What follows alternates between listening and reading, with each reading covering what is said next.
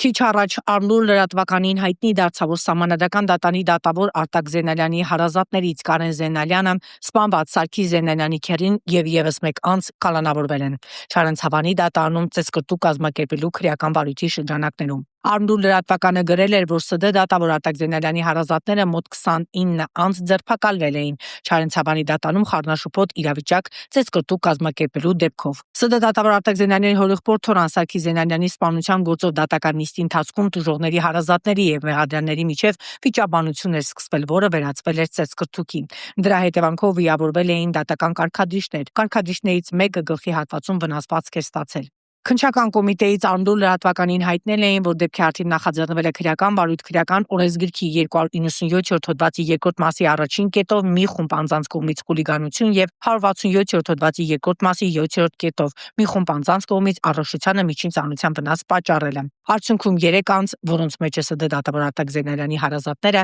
կալանավորված են։ Քրեական վարույթով նախաքննությունը շարունակվում է։